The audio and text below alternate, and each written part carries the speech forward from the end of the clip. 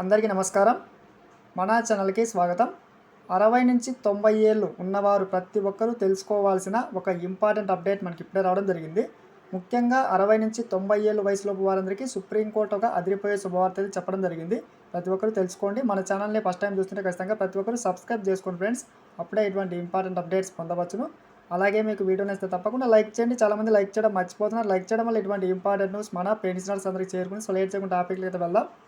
60 సంవత్సరాల నుంచి 90 సంవత్సరాల వయసులోపు ఉన్న వారందరికీ ఆస్తికి సంబంధించి ముఖ్యంగా సుప్రీంకోర్టు ఒక కీలక తీర్పు వెలువరించింది. ఇక్కడ చూస్తూ ఉన్నాం. ఆస్తికి సంబంధించి తండ్రి లేదా తాత ఇద్దరు ఎవరున్నా కూడా వాళ్ళ సంపాదించిన ఆస్తిపై తండ్రి లేదా తాత వారి యొక్క నిర్ణయంపైనే ఆధారపడి ఉంటుంది అని చెప్పి సుప్రీంకోర్టు ఒక కీలక తీర్పు వెలువరించింది. ఇక్కడ చూస్తూ ఉన్నాం. అసలు భారతీయ చట్టం ఏం చెబుతుంది, మీ తండ్రి ఆస్తిలో మీ నిజమైన హక్కు ఏమిటి అని చెప్పి కూడా పూర్తి వివరాలు చూద్దాం. దత్తత తీసుకుంటే పిల్లలకు కూడా జీవ సంబంధమైన పిల్లలతో సమానమైన హక్కులు ఉంటాయని చెప్పి స్వయంగా సంపాదించిన ఆస్తి పూర్వీకుల ఆస్తి రెండింటిపైన పూర్తి హక్కు ఉంటుందని చెప్పి సమాచారం చూస్తూ ఉన్నాం. అదేవిధంగా ముఖ్యంగా ఇక్కడ చూస్తూ ఉన్నాం, పుట్టింటి వారికి చెందదని సుప్రీంకోర్టు ఆస్తి విషయంలో కీలక తీర్పు వెలువరించింది. ఎందుకంటే వివాహం అనంతరం మహిళ గోత్రం మారుతుంది కాబట్టి ముఖ్యంగా ఒక మహిళ విషయంలో ఆస్తి అనేటువంటిది పుట్టింటి వారికి కాకుండా అత్తింటి వారికే చెందుతుందని చెప్పి కూడా సమాచారం చూడొచ్చు.